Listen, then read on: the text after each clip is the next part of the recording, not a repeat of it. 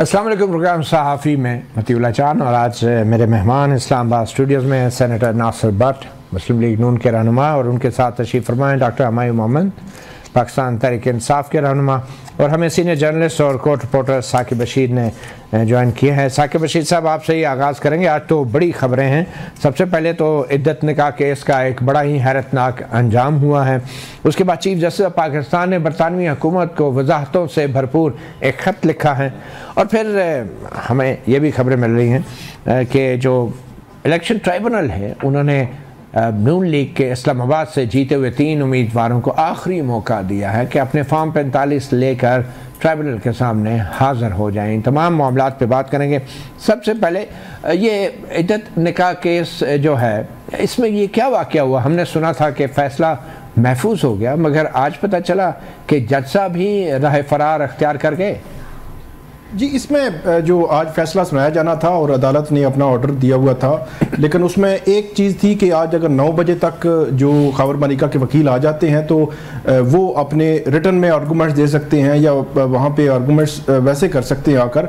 तो वो आ भी गए, 10:30 बजे आ गए, आर्गूमेंट्स भी हो गए। लेकिन हुआ कुछ यूँ कि जब आर्गूमेंट्स हो चुके राजा रिजवान अब्बासी खबर मालिका के वकील के, तो उन्होंने भी टाइम मांगा। खबर मालिका खुद कंप्लेनेंट है, तो उन्होंने मांगा 8-10 मिनट। उन्होंने कहा कि मुझे चाहिए, और काफ़ी बात की उन्होंने, और ख़ास तौर पर खबर मालिका जो है उनकी जानिब से काफ़ी सख्त लैंग्वेज को गालम गलोच टाइप की लैंग्वेज भी इस्तेमाल हुई, जिसकी वजह से जो कमरा अदालत का माहौल भी काफ़ी टेंस हो गया। फिर उसके बाद उन्होंने जो जज हैं उन पर अदम एतमाद का इज़हार कर दिया और ये कहा कि नहीं, मुझे आप पर एतमाद नहीं है। और इससे कबल भी मैं आपको बता दूं कि 2 हफ्ते कबल भी इन्होंने एतराज़ किया था, और उस एतराज़ की दरख्वास्त को जज साहब डिसाइड कर चुके हैं। और जो जज हैं शाहरुख अर्जमंद, उनकी जानिब से ये कहा गया था कि वो दरख्वास्त मुस्तरद कर दी गई थी, और अब नेक्स्ट जो रेमेडी थी खबर मालिका के पास वो हाई कोर्ट थी, लेकिन वो दोबारा उन्होंने एतराज़ कर दिया। तो हैरान कौन तौर पर जो जज साहब हैं उन्होंने भी इस्लामाबाद हाई कोर्ट को एक लेटर लिख दिया। उन्होंने कहा कि केस मेरा जो है वो ट्रांसफ़र कर दें। हालांकि वर्बली जो है वो इस किस्म के एतराज़ पर, अगर मेरा ख्याल है, और बिल्कुल एन फैसले के वक्त इस किस्म के एतराज़ पर अगर केस ट्रांसफ़र होना शुरू हो जाए तो फिर तो एक फ्लड गेट खुल जाएगा। जो बंदा भी चाहेगा कि मेरा केस जो है वो कहीं आगे बढ़े, अभी फैसला ना आए, तो वो फिर इस किस्म के एतराज़ात जो है वो शुरू कर देगा। बहरहाल इसमें अब केस जो है वो ट्रांसफ़र होगा, हाई कोर्ट डिसाइड करेगी, या केस ट्रांसफ़र होगा या फिर इन्हीं जज साहब को कहेंगे कि आप जो है वो फैसला इसमें कर दें। लेकिन बड़ा अनफॉर्चुनेट माहौल था। कमरा अदालत में भी काफ़ी ले दे हुई दोनों जानब से। फिर बाहर में जो खबर मालिका हैं उनको जो है वो जो वकला हैं उन्होंने मारा भी, और जो खवातीन हैं उनकी जानब से बोतलें भी फेंकी गई। साकिब, ये वकला ने मारा, क्या मतलब? क्या ये तरीके इंसाफ के कारकुन थे या वकला थे? नहीं, वो जो वीडियो में नज़र आ रहे हैं वही हुआ है कि उन पर जो हाथ उठाया है वो जो वकील है, वो इनके साथ ही जो लीगल टीम, जो मेन लीगल टीम है उनके तो नहीं है, लेकिन पीटीआई के साथ ही वो नज़र आ रहे होते हैं वो वकील जो उन पे हाथ उठा रहे हैं। अच्छा। तो जी, तो वो जो वाक़या हुआ, फिर उसके बाद क्योंकि उन्होंने जो सख्त लैंग्वेज, मतलब गालम गलोच टाइप की जो लैंग्वेज इस्तेमाल की थी, तो उसका फिर एक वो आप ये कह सकते हैं कि वो प्रोवोक करना भी था।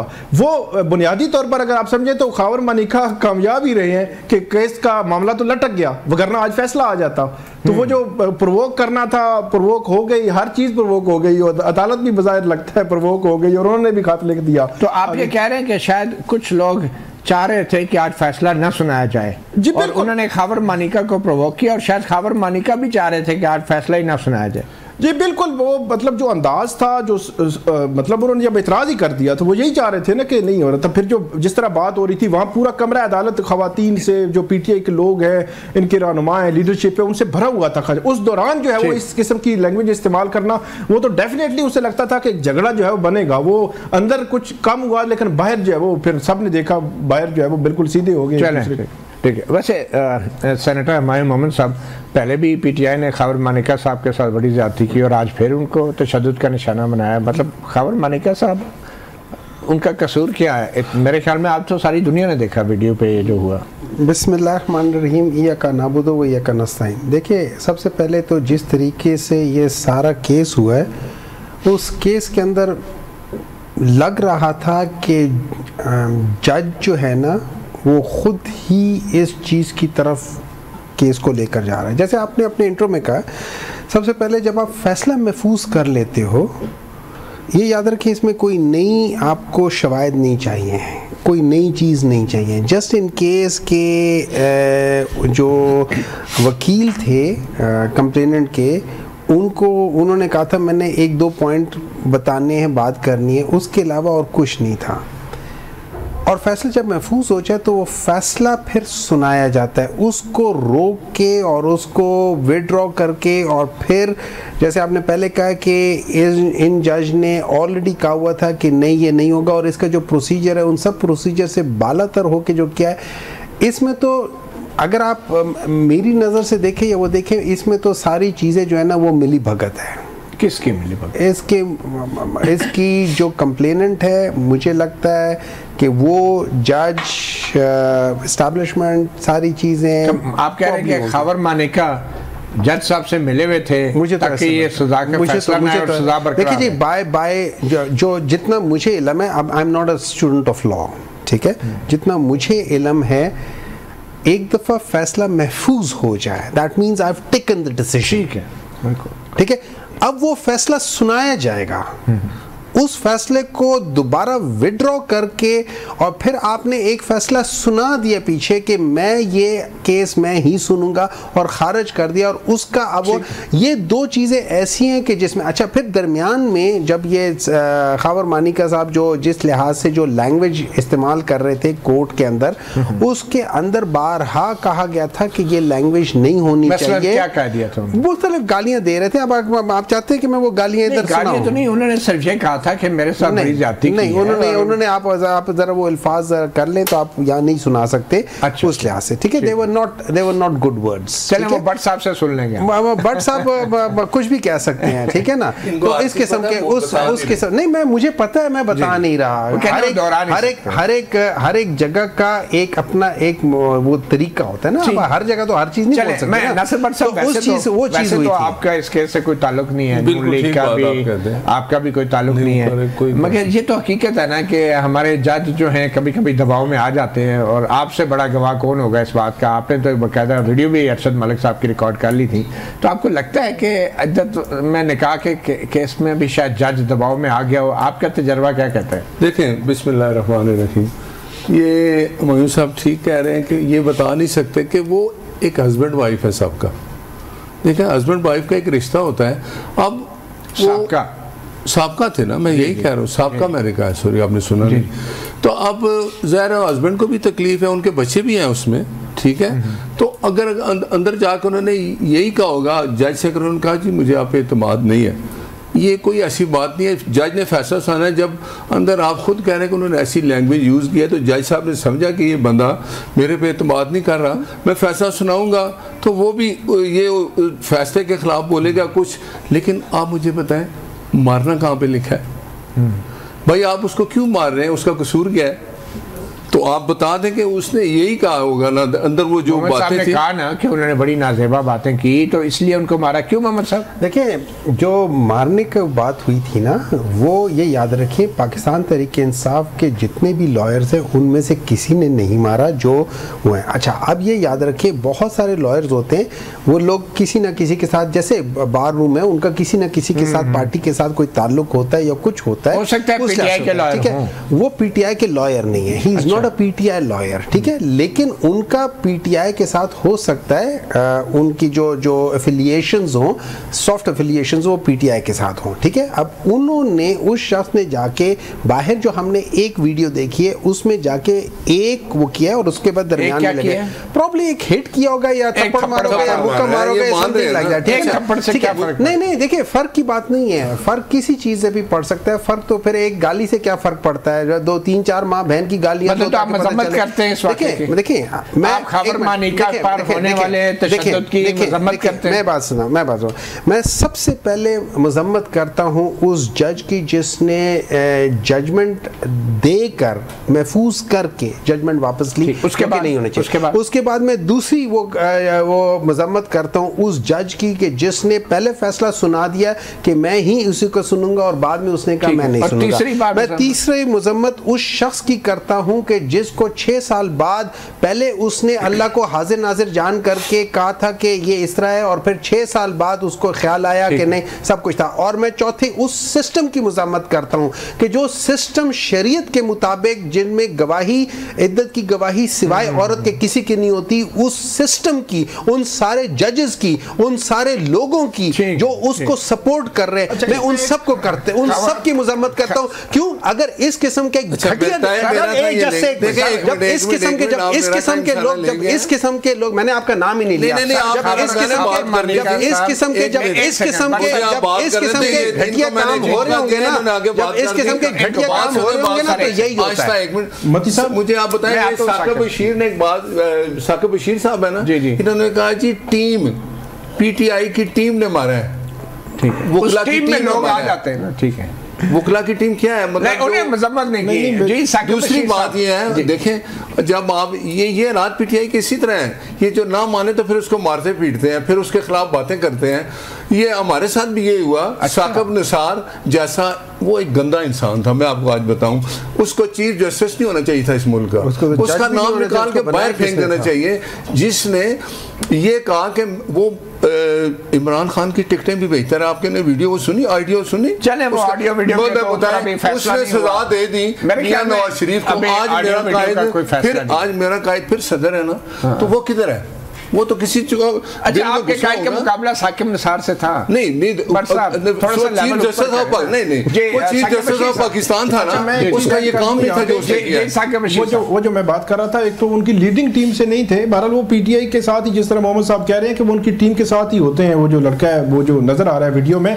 दूसरी बात मैंने ये करनी थी कि 3 फरवरी को जो फैसला आया था, जो जज साहब हैं उन्होंने कहा कि हम इसकी सस्पेंशन ऑफ सेंटेंस नहीं सुनेंगे, सजा मुअत्तली की जो दरख्वास्त होती है बड़ी इनिशियल स्टेज पे वो डिसाइड हो जाती है, अपीलें फिर बाद में डिसाइड होती रहती हैं, तो उन्होंने कहा हम मरकजी अपील सुनेंगे। तो 3 फरवरी से लेकर आज जो है वो 29 मई तक ये मामला जो है वो इस वजह से जो है वो शॉर्ट टर्म जो रिलीफ मिलता है वो उसको डिसाइड नहीं किया गया कि मरकजी अपील सुनेंगे, और आज जज साहब का अलग हो जाना वैसे ये बड़ा हैरान कुन है, बड़ा हैरान कुन है, और सजा बरकरार है। और अब ये पता नहीं है कि ये नए सिरे से केस सुना जाएगा या ये वहां से सिलसिला शुरू होगा जहां से टूटा था। एक छोटी सी ब्रेक लेते हैं, ब्रेक के बाद कुछ और अहम वाक़यात हुए हैं। पाकिस्तान के चीफ जस्टिस ने बरतानवी हुकूमत को एक ख़त लिखा 3 मई की तारीख में, जो आज मंजर-ए-आम पे आया, और उसमें ढेरों वजाहतें दी गई हैं उस बयान की जो बरतानवी हाई कमिश्नर ने आसमा जहांगीर कॉन्फ्रेंस में दिया था। वो बयान क्या था और वो वजाहतें क्या हैं, एक वक्फे के बाद आपको बताते हैं। Welcome back. साफ़ी प्रोग्राम में यूँ तो चीफ जस्टिस काजी फ़ाइज़ ईसा साम्राज्य और साम्राज्यत के इलामतों के ख़िलाफ़ बात करते रहते हैं, लोगों को ये भी कहते हैं कि माय लॉर्ड का लफ्ज़ ना इस्तेमाल करें, और अपने जो टाइटल्स हैं सरदार और साहब, ये अल्फाज भी इस्तेमाल ना करें। मगर आज बरतानवी हुकूमत के एक सरकारी अहलकार को बाकायदा रजिस्ट्रार के ज़रिए ख़त लिखा गया, और जिसमें सुप्रीम कोर्ट ऑफ पाकिस्तान के फ़ैसलों के हवाले से वजाहत दी गई, और इस खत के ऊपर यकीनन सवालात उठेंगे और उठ रहे हैं। मगर एक सवाल ये भी है कि आखिर बरतानवी एम्बेसडर या बरतानवी हाई कमिश्नर ने ऐसी क्या तकरीर कर दी थी आसमा जहांगीर कॉन्फ्रेंस में कि जिसका जवाब पाकिस्तान के आला तरीन अदालती ओहदेदार को बराह रास्त देना पड़ा। आइए आपको सुनाते हैं बरतानवी हाई कमिश्नर मिस जेन मैरियट, जिन्होंने आसमा जहांगीर कॉन्फ्रेंस में तकरीर की थी। वो तकरीर थी क्या? बरतानवी हाई कमिश्नर ने मुख्तसरन उन्होंने ये कहा कि पाकिस्तान में जो इलेक्शन हुए हैं उनकी शफाफियत के हवाले से कुछ खदशात का इज़हार किया जा रहा है। तमाम सियासी जमातों को बाकायदा इलेक्शन में हिस्सा लेने की इजाज़त नहीं मिली। बतौर एक सियासी जमात कानूनी अख्तियारात और कवानीन का इस्तेमाल किया गया कुछ सियासतदानों को इलेक्शन में हिस्सा लेने से रोकने के लिए, और फिर उनके जो सियासी जमातों के कुछ इंतखाबी निशान थे उनको भी नहीं दिया गया, और पाबंदियाँ लगाई गई इंटरनेट के ऊपर इलेक्शन वाले दिन, और फिर सोशल मीडिया जो है उसमें भी अभी भी रुकावटें जारी हैं, और इलेक्शन के नताइज जो थे वो ताख़ीर से, गैर मामूली ताख़ीर से जारी हुए। और जो वोटों की गिनती का अमल था उस पर भी बड़े सवालात उठ रहे हैं। तो इन खदशात के ऊपर चीफ जस्टिस ऑफ पाकिस्तान ने, मैं फिर कहूँ चीफ जस्टिस ऑफ पाकिस्तान ने, इलेक्शन कमीशन ऑफ पाकिस्तान ने नहीं, हुकूमत पाकिस्तान ने नहीं, दफ्तर खारजा ने नहीं, चीफ जस्टिस ऑफ पाकिस्तान ने मुनासिब समझा कि सुप्रीम कोर्ट की तरफ से अपने उन फैसलों की कुछ वजाहतें दी जाए जिनके बारे में बिलवास्ता तौर पर बरतानवी हाई कमिश्नर ने अपनी तकरीर में खदशात का इज़हार किया था। मुख्तसरन ये कि चीफ जस्टिस ने कहा कि पाकिस्तान के जो कानून है वो लाजमी करार देता है सियासी जमातों के अंदर इलेक्शंस को, और अगर इलेक्शंस शफाफ न हो सियासी जमातों के अंदर तो फिर उनको इंतखाबी निशान नहीं दिया जा सकता। और इस हवाले से सुप्रीम कोर्ट ऑफ पाकिस्तान ने बरतानवी हाई कमिश्नर को इस ख़त के ज़रिए अपने उस फैसले की कॉपी भी पेश की कि ये फैसला भी आप देख लें। सवाल उठता है कि क्या चीफ जस्टिस ऑफ पाकिस्तान को बराह रास्त गैर मुल्की सफ़ीरों को अपने फैसलों के हवाले से वजाहतें देनी चाहिए? साकिब बशीर साहब, आप क्या कहेंगे? जी बिल्कुल, ऐसी कोई ना तो रवायत है ना कोई ज़रूरत थी ऐसी कि इतनी जो है वो 3 सफ़ात का इतना तवील जो है वो ख़त लिखा गया है और एक गैर मामूली मामला है। फिर फ़ॉरेन अफेयर्स के मामलात देखने के लिए मेरा ख्याल है वजारत ख़ारजा मौजूद है, बड़ा एक्टिव है और वो कैसे सफारतकारी करनी है वो उनको पता होता है। मेरे ख्याल में डायरेक्टली उनको मुखातब करके इस तरह का मामला करना एक बहुत ही गैर मामूली मूव है और ये ना होता तो ज़्यादा बेहतर होता। और इस किस्म के खतूत क्या जो है वो हम देखते हैं कि अगर कोई तनकीद करेगा पाकिस्तान में, कोई बड़े ऑफिस में बैठा हुआ कोई बंदा अगर तनकीद कर दे तो कल सुप्रीम कोर्ट या कोई अदालत जो है इस किस्म के खतूत लिखना शुरू कर देगी और फिर वो अपने एनेक्चर भी साथ भेजेगी, अपनी जजमेंट्स भी साथ भेजेंगे कि ये देख लें और हमने ये हमारी कारकर्दगी है। तो ऐसे लगता है कि ये तो एक तो अपनी कारकर्दगी भी शो की गई है और दूसरे नंबर पे सबसे इंपॉर्टेंट बात वो ये है कि अभी नजरसानी दरखास्त जो है वो बल्ले के निशान के केस की अभी सुप्रीम कोर्ट में पेंडिंग है। जी हाँ। तो आपने ये खत लिखकर गोया उसको गैर मुअस्सर कर दिया है। तो ये एक बहुत बड़ा सवाल है कि ज़ेरे इल्तवा मुकदमा सुप्रीम कोर्ट ऑफ पाकिस्तान में पेंडिंग और सुप्रीम कोर्ट के चीफ जस्टिस की जानिब से ऐसा खत लिखा जा रहा है जो डायरेक्टली उसको जो है वो हिट कर सकता है, बल्कि किया है कि आपने बड़ा क्लियर कट एक जो है मामला ले लिया है। तो ये एक गैर मामूली मूव थी, ये अगर ना होती तो मेरा ख्याल में ये ज़्यादा बेहतर था। जी सेनेटर हुमायूं मोहम्मद साहब, आप इसको कैसे देखते हैं चीफ जस्टिस के इस कंडक्ट को? देखिए मैं अगर फ़र्ज़ करें फॉर द टाइम बीइंग मैं चीफ जस्टिस साहब की शख्सियत को या उनकी पोजीशन को इसमें से हटा देता हूँ, क्योंकि जो मैं अल्फाज यूज़ करूँगा शायद वो उस पोजीशन के लिए सही ना हो, तो मैं उनको एक दफ़ा हटा देता हूँ। फ़र्ज़ करें मैं एक जगह बैठा हुआ हूँ और मैं बाज़ काम कर रहा हूँ और मुझे किसी से बात नहीं करनी चाहिए और वो कोई चीज़ आ जाती है और मैं जैसे अभी बात कर रहे थे कि ये चीज़ जिसमें आपका अपना किरदार था और जिसमें आपने एक बात ये भी कही थी कि बिला मुकाबला पार्टी जो इलेक्शंस होते हैं उसमें किसी ने वोट नहीं दिया, इसका मतलब है कोई आपको पसंद नहीं करता इसलिए वोट नहीं दिया। ये उनके अल्फाज हैं और उसमें उन्होंने अली जफर साहब को सामने रखते हुए कि मिसाल दी थी कि जी जब आपको वोट ही नहीं पड़ा तो इसका मतलब यह है कि कोई और चॉइस होती शायद उसको देते, आपको कोई पसंद नहीं करता। सर गैर मुल्की हुकूमत को खत लिखने के खत लिखने से उन्होंने अपनी जो वो जो कहते हैं ना कि जो गिल्टी कॉन्शियस होता है, मैं वो मुहावरा नहीं इस उर्दू का इस्तेमाल करना चाहता, लेकिन जो गिल्टी कॉन्शियस होता है वो इस तरह के जवाब दे देता है। He knew he has done something wrong और अब मसला ये आ गया और इसी वजह से हम तो पहले से ये कह रहे थे कि ये बायस्ड डिसीजंस ले रहे हैं, इनको तो उस केस में होना भी नहीं चाहिए था। जिस तरीके से ये केस कर रहे थे उसमें बायस कर रहे थे। अब सवाल उठता है कि इसकी जो अपील है उसका क्या होगा, इनको क्या होगा। नंबर 2 मेरा एक सवाल उठता है, सुप्रीम जुडिशियल काउंसिल से सवाल उठता है, क्या अगर कोई जज सुप्रीम कोर्ट का कोई जज डायरेक्टली किसी फॉरेन उसको ऐसा करे, क्या उनके ऊपर रेफरेंस बनता है? क्या सुप्रीम जुडिशियल काउंसिल में इस सारी चीज की कोई आवाज उठेगी कि ये मिसकॉन्डक्ट हुआ है? अगर ये मिसकॉन्डक्ट हुआ है by the chief justice of Pakistan, should he be taken into account in supreme judicial council? सवाल उठता है। ठीक है नासिर भट्ट साहब, आप तो कई बार कह चुके हैं कि जजेस दबाव में होते हैं और आपने साबित भी किया है, तो इस खत को आप कैसे देखें? मैं कहता हूं कि ये जो फैसला भी महफूज था, इस पे तो बहस, फैसला महफूज से मुराद अभी इस पे डिसीजन नहीं आया। तो ये जो बल्ले का निशान वाली बात है सुप्रीम कोर्ट में है ना, तो अब अगर डिसीजन के तो इलेक्शन नहीं, मेरी बात सुने ना, अब डिसीजन तो आया है, नहीं डिसीजन आया तो उसके खिलाफ अपील भी होगी ना कि जी है, तो नजरसानी रिव्यू उस पे होता है। लेकिन बात ये है कि ये चीजें अगर हम इतने डिले करते हैं, हमारे जजेस के फैसले इतने 6-6 महीने वो महफूज रहते हैं, तो ये भी तो नहीं होना चाहिए। मैं कहता हूँ कि इस पे भी नज़रसानी होनी चाहिए। बाकी चीफ जस्टिस साहब ने जो समझा बेहतर, अगर ये इन्होंने ख़त लिखा है तो मेरा ख्याल है जितने ये फॉरनर आते हैं, अगर वो आके इस तरह सुप्रीम कोर्ट के फैसलों के, जो भी फैसलों के ऊपर एक रिव्यू चल रहा है या उसका भी फैसला नहीं आया, उस पर अगर वो इस तरह की बातें शुरू करेंगे तो ज़ाहिर है ये ठीक नहीं है, ये नहीं होना चाहिए। दूसरी बात ये आपने कहा बिला मुकाबला, ये एक बात की थी, मैं बताने लगा, मेरी सुने ना, तो बिला मुकाबला चेयरमैन सेनेटर साहब, अब तो आप भी बड़े सीनियर लीडर हो गए, मुझे आप बताएं ना, अब हमने इलेक्शन लड़ा, बिला मुकाबला बने, हम नहीं सेनेटर है। अच्छा, जो बंदा मुराद है वो ठीक है, लेकिन इनका जो इलेक्शन था ना, वो इमरान खान ने तो इलेक्शन कराया ही नहीं ना, वो कागजों में करते रहे।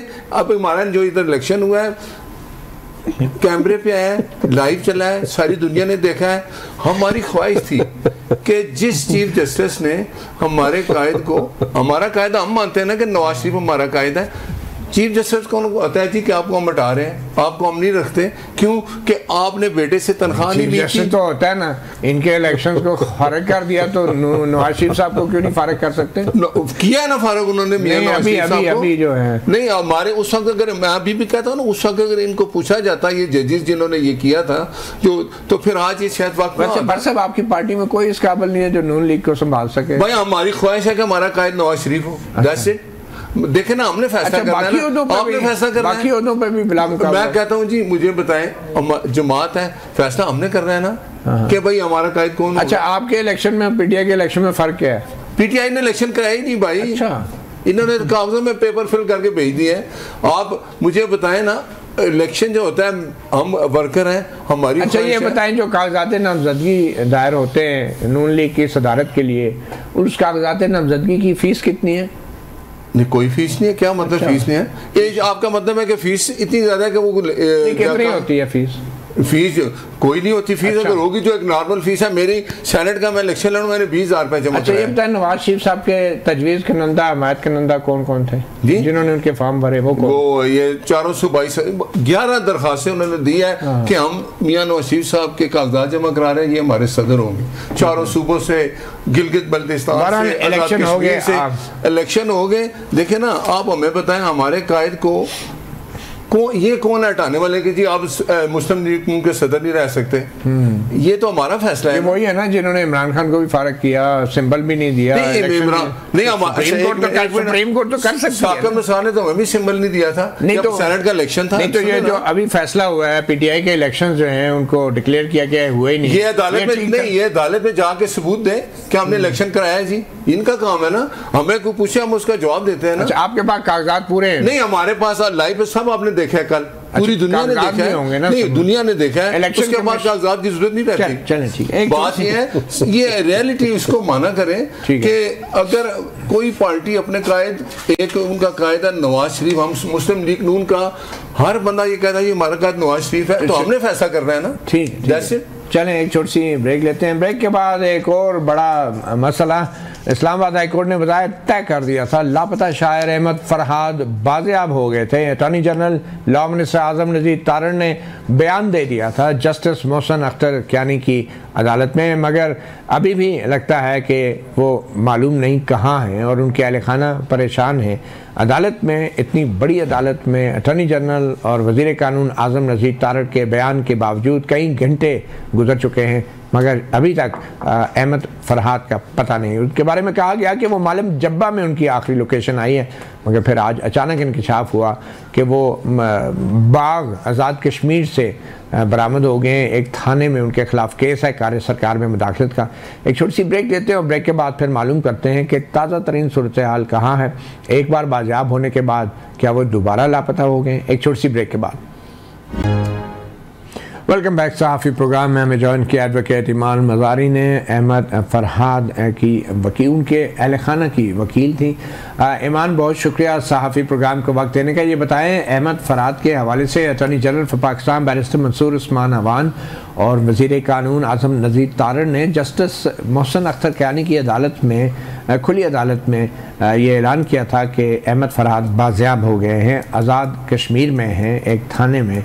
तो क्या सूरत हाल है लेटेस्ट? क्या अहल खाना की मुलाकात हो गई है अहमद फरहाद से?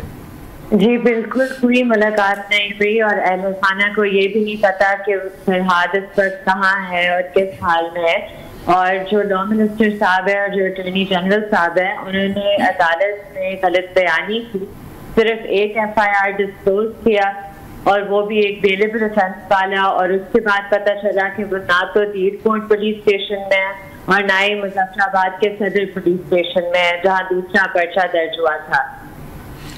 ईमान, ये भी मुमकिन है कि आइंदा चंद घंटों में जब तक ये प्रोग्राम ऑन एयर हो जाएगा, शायद अहमद फरहाद अपने अहल खाना से उनकी मुलाकात हो जाए, इस बात का इम्कान मौजूद है?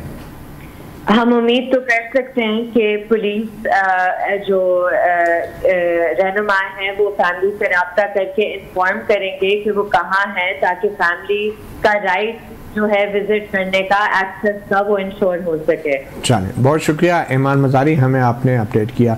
साकिब बशीर साहब, आज का ये जो हुक्म है, आज तो ये बहुत से तज्ज़ियाकार ये कह रहे थे कि शायद आज कोई बहुत बड़ा तसादम होने जा रहा है। कुछ तज्ज़ियाकार तो ये कह रहे थे कि अदलिया शायद जो है गैर मामूली रद्द अमल का इज़हार कर रही है और उसको पीछे हट जाना चाहिए। तो आज तो सेक्टर कमांडर्स भी नहीं आए, तो सेक्टर कमांडर की पेशी का जो हुक्म था, क्या वो ख़त्म हो गया या फिर जज साहब ने लचक दिखाई है क्योंकि अहमद फरहाद बाजियाब हो चुके थे, अदालत में जो मालूमात दी गई? मेरा ये ख्याल है कि माजी में भी इस तरह होता रहा है कि अदालत का अल्टीमेटली जो पर्पज़ होता है कि वो रिजॉल्व करना। अगर कोई बंदा जो लापता है तो उसकी अगर बाजियाबी हो जाती है, वो घर आ जाता है, फैमिली के साथ मिल जाता है, उसके वेयर ऑफ अबाउट्स बता दिए जाते हैं, तो फिर अदालतें वो जो ऑर्डर्स होता है उसका पर्पज़ जब सर्व हो जाए तो फिर उस पर ज़्यादा फोकस नहीं करती। फिर जो गवर्नमेंट के जो नुमाइंदे हैं, वज़ीर कानून हैं या अटॉर्नी जनरल मौजूद थे, तो फिर उसमें मेरा ख्याल है उसमें ज़्यादा वो नहीं गए कि कौन आया है या कौन नहीं आया। लेकिन एक बात जो मुझे जो हैरान कुन लगी है कि उमूमी तौर पर ऐसी जब बात की जाती है, बल्कि आज़म नज़ीर तारड़ उन्होंने भी कहा, अटॉर्नी जनरल ने भी कहा कि इसको डिस्पोज ऑफ कर दें, लेकिन जस्टिस मोहसिन अख्तर कियानी ने कहा नहीं, जब तक के फैमिली के साथ उनका रब्ता नहीं हो जाता या वो मिल नहीं लेते और जब तक फैमिली कंफर्म नहीं करती तब तक हम इस केस को डिस्पोज ऑफ नहीं करेंगे। तो इसका मतलब ये हुआ कि कहीं ना कहीं उनके भी ज़हन में हो सकता है ऐसी सिचुएशन हो कि फिलहाल मामले को जो है वो ख़त्म करने के लिए और नीचे लाने के लिए ये बात जो है वो की जा रही हो, अगरचे गवर्नमेंट के इतने बड़े नुमाइंदे जो है मौजूद थे। फिर दूसरी जो बात बड़ी इंपॉर्टेंट हुई वो उन्होंने वही तसादम वाली बात उन्होंने की कि उन्होंने कहा किसी इदारे के खिलाफ कोई नहीं है, ना कोई किसी जो है ये एक चंद लोग होते हैं या मखसूस कुछ लोग होते हैं जिनकी रवश की वजह से सिचुएशन जो है वो इस नहज पे पहुंचती है। फिर उन्होंने वो जो डायलॉग की बात की, वो डायलॉग की बात भी वैसे बड़ी इंपॉर्टेंट थी कि मुख्तलिफ जो इदारों के दरमियान जो डायलॉग है, बुनियादी जो पॉइंट है मुझे डायलॉग में नजर आया कि वो हुदूद बता रहे हैं कि अदलिया की क्या हुदूद है, वो बात फोकस उसी पे कर रहे थे, बार बार कह रहे थे कि हम ये कहते हैं कि कानून के अंदर रहकर ही आपको काम करना है। कि जब अहमद फरहाद का भी पता चला तो उन्होंने कहा यही बात है ना कि किसी के खिलाफ कोई केस भी है, आप पुलिस उसके खिलाफ FIR जो है वो दर्ज करे और उसके खिलाफ कार्रवाई बनती है करे, नहीं बनती तो वो बंदा रिहा हो जाएगा। ठीक है जी ना इतनी बात अब ये इशू रिजॉल्व हो गया कि एक वज़ीर कानून हुकूमत का वो जाके अदालत में बयान दे रहा है कि जी वो आज़ाद कश्मीर पुलिस के पास, वज़ीर कानून ने, अटॉर्नी जनरल ने कहा कि बाग के थाने में FIR है और FIR भी पेश की गई, मगर वो बाग के थाने में नहीं मिले। नहीं देखें, वो अब जब डेट आगे आएगी आज उनको मिल जाएंगे, वो उनसे मुलाकात हो जाएगी। असल काम तो यही था ना अदालत का कि ये वो पता करें है कि नहीं है, किधर है, अगर उनके ऊपर कोई केस केस है तो वो भी सामने आ गया, वो बता दिया है, तो अब वो जाके यार पेश की गई अदालत में, तो बजाय तो ये गलत बयानी नहीं है कि थाने में कहा गया है और वहाँ वो पहुंचे नहीं मिले, नहीं ये तो देखने की हमारी बात है, वहाँ होगा जरूर, अगर कोई जाएगा नहीं थाने में ही होंगे, आपको पता चल गया 1-2 घंटे में उनकी मुलाकात होगी। थाने में भी ऐसी ऐसी जगह होती है कि सबको तो नहीं पता। अच्छा डॉक्टर हमायूं मोहम्मद साहब, एक जो नई सूरत हाल पैदा हो रही है, अभी मुल्क के सबसे बड़े प्रॉपर्टी टाइकून मलिक रियाज बड़ी मुश्किल में लगते हैं, लेकिन वो खान साहब के साथ डट के खड़े हैं बज़ाहिर, उन्होंने कहा मैं वादा माफ गवा नहीं बनूंगा। तो मलिक रियाज साहब की इस मौक़िफ़ को पीटीआई कैसे देखती है? देखिए, मैं 2 चीज़ें होती हैं। अगर मैं बिजनेसमैन हूँ, ठीक है, और मैंने अपनी प्रॉपर्टी बचानी और मैंने इन सब चीज़ों से करना है, तो फिर मैं एज यूजुअल, और मलिक रियाज आम इंसान नहीं है, बहुत खास है। मलिक रियाज ने बड़े बड़े लोगों को बड़ी बड़ी प्रॉपर्टीज दी हुई हैं, वो उनमें रह भी रहे हैं बास लोग, यही तो इल्जाम है आपके लीडर पर। उनके ऊपर उनको कोई प्रॉपर्टी नहीं दी है, ये जितनी भी प्रॉपर्टी है ये ट्रस्ट के हवाले है, और ट्रस्ट उनके नाम पे, ये मलिक रियाज के नाम पे ट्रस्ट है, किसी और के नाम पे नहीं है। और उसके बोर्ड में उसके सिर्फ बोर्ड मेंबर होना या बोर्ड के ट्रस्टीज होने से कोई फाइनेंशियल वो नहीं होता। फाइनेंशियल इंटरेस्ट तब होता है जब यह आता है जब आपके अकाउंट में पैसे आए या किसी लिहाज से आपको वो होगा। उनके जो अगर आप ट्रस्ट डीड पढ़े उसमें इमरान खान और बुशा बीबी का छोड़े उनके किसी रिश्तेदार के नाम भी इसमें नहीं जा सकते। So as far as the money is concern it never touch. चलो ठीक है, एक सवाल देखिए, मैं ये समझता हूँ कि जिस एज में मलिक रियाज है, बाज लोगों को तो अल्लाह का खौफ नहीं होता। आप तो उन्हें सच बोलना चाहिए। मेरे ख्याल में वो इस वक्त जो है ना ऐसी पोजीशन पे हैं कि वो समझते हैं कि इधर मुझे झूठ का सहारा नहीं लेना पड़ेगा। उन्होंने बहुत कुछ कमाया, बहुत मतलब इससे पहले आप कह रहे हैं कि वो झूठ बोलते रहे। इससे पहले देखिए, मुझे नहीं मालूम इससे पहले क्या था क्या नहीं था, लेकिन डेफिनेटली मैं अगर उनकी जगह हूँ आज, ठीक है, और अगर मैंने माजी में कोई इस किस्म की बातें की भी हो जो सही ना हो, लोगों को मैनिपुलेट किया हो, जैसे उन्होंने कहा था कि मैं पहिए शहिए लगा लेता हूँ, उन्होंने ओपन लिखा हुआ है ना, उस लिहाज से पहिए तो लगा लेते हैं, नहीं वो वही ना। तो अगर उन्होंने कोई इस किस्म की चीज है, ये वो टाइम आता है कि जब आप इस एज में आते हैं तो इसमें सच बोलते हैं। बल्कि वो ये कहता है कि मेरे पास बहुत से सबूत हैं, बड़े-बड़े राज हैं। ये और बात है कि बहुत सारे लोग उस एज में भी हैं लेकिन वो आज भी सच नहीं बोलते। सच नहीं बोल रहे। बात ये है वैसे जी भट्ट साहब, 190 मिलियन के 2 चोर हैं, एक इमरान एक मलिक रियाज। अच्छा, उनकी चोरी पकड़ी गई है। 190 मिलियन कहाँ से आया? बरतानिया से आया ना। किसके लिए आया? कि ये बंदा पकड़ा गया, मनी लॉन्ड्रिंग करता था, इसके साथ थे। वापस इधर आया तो प्राइम मिनिस्टर इमरान खान था, उसने कहा कि ये पैसे में मलिक रियाज। तो आपने फिर एक चोर के ऊपर मुकदमा क्यों किया? दोनों के ऊपर है। नहीं, मलिक रियाज को क्यों नहीं? आप उनके वारंट निकाले आपने? देखिए मलिक रियाज भागा हुआ है ना, रेड वारंट निकाले आपने, भागा हुआ है ना। मुझे आप बताएं ना, चोरी हुई कि नहीं? आपकी पार्टी ने कभी बात नहीं बात क्यों नहीं की? मैं अभी आपको कह रहा हूँ, मैं एज ए वर्कर कह रहा हूँ कि उसने चोरी की। इमरान खान और प्रॉपर्टी किसकी खरीद रही थी? उसने किसकी प्रॉपर्टी खरीदी थी? लंदन में कोई अभी मैं बता देता हूँ किसकी प्रॉपर्टी थी। मैं बताता हूँ, वन हाइट पार्क किसका? मैं आपको बताता हूँ। वो उसने खरीदी, वहाँ जो मियां नवाज शरीफ साहब के बेटे थे उनसे वो प्रॉपर्टी खरीदी। हाँ मैं अभी बताता हूँ, बात सुने। उन्होंने कहाँ से खरीदी? ये आप सुन लें कहाँ से खरीदी। वो पर बरतानिया है, वहाँ आप कोई भी चीज़ देते हैं ना, वो बाइलाख अकाउंट में पैसे जाते हैं, अकाउंट से पैसे बाहर आते हैं। And national crime agency NCA ने ये इमरान खान हुकूमत ने एक लेटर भेजा जी कि ये मनी लॉन्ड्रिंग से घर खरीदा गया। इंक्वायरी हुई 6 महीने, वहाँ पता चला जी कि इन्होंने तो पैसे जो बैंक से लेके उनको वापस भी कर दिए जो खरीदारी की, क्योंकि वहाँ लोग 10% अपना जमा कराते हैं, बाकी बैंक से पैसा लेते हैं। उन्होंने कहा अब सारा पैसा वापस हो गया, कानूनन उन्होंने प्रॉपर्टी खरीदी, वाइट मनी और वो पैसा वापस पाकिस्तान। मैं बताता हूँ। उन्होंने कहा अब ये प्रॉपर्टी लेने वाला कौन है? उन्होंने कहा जी मलिक रियाज लेने वाला है। उन्होंने कहा जी आप पैसे कहाँ से लाए? मैं जी पाकिस्तान में करता हूँ, वो मैं ये बड़े नहीं कर सके। उन्हें हुआ क्या है? उन्होंने कहा आप तो वो शख्स हैं जिसको सुप्रीम कोर्ट ने कहा कि इतना अरब तुम जुर्माना जमा कराओगे, तुम तो मनी लॉन्ड्रर हो, तुम्हारा UK में रहना बंद, उसके बेटे का UK में रहना बंद, वो सारी प्रॉपर्टी जब्त हुई, वो बिकी, उसका पैसे जब इधर आया, क्योंकि इमरान और रियाज एक थे, इन्होंने वो पैसा का जो जुर्माने में जमा होता है ये चोरी है जो इमरान खान और मलिक रियाज ने किया, उसका हिसाब होगा। चलो ठीक है, ये दोनों का हिसाब होगा, ये बड़ी अच्छी बात है अगर नून लीग जो है अब दोनों का हिसाब लेने का फैसला कर चुकी है। आखिर में सर क्विकली ये बता दें भट्ट साहब, ये नून लीग के जो जीते हुए उम्मीदवार हैं ये इलेक्शन ट्रिब्यूनल में इस्लामाबाद के जो है ये अपने फॉर्म 45 क्यों नहीं जमा करा रहे? 2 मौके दिए, अब तीसरा आखिरी मौका देखिए मैं बात, इलेक्शन ट्रिब्यूनल बना दिया ना इलेक्शन कमीशन ने, उसमें जो फैसला होता है हम भी मानते हैं। 2 मौके दिए, दोनों दफा नहीं जमा। ये तो अदालत में होता है ना, अगली दफा वो जमा करा देंगे पेपर। अगर देखे ना कुछ लोग तो वापस भी आए ना जो नून लीग के जीत गए। गुजरांवाले में केस आया, इलेक्शन कमीशन ने कहा नहीं जी पीटीआई हार गई थी। दूसरी बात है अभी हुए थे ना ज़िमनी इलेक्शन, पीटीआई को जीती है पंजाब में, तो इसलिए ये इलेक्शन कमीशन फैसला जो भी करेगा वो हमें कबूल होता है। बहुत शुक्रिया। इलेक्शन कमीशन के 2018 में तो फैसले कबूल नहीं थे, लेकिन 2024 के फैसले कबूल हैं। सहाफ़ी प्रोग्राम से इतने ही इजाज़त दीजिए। अल्लाह हाफ़िज़।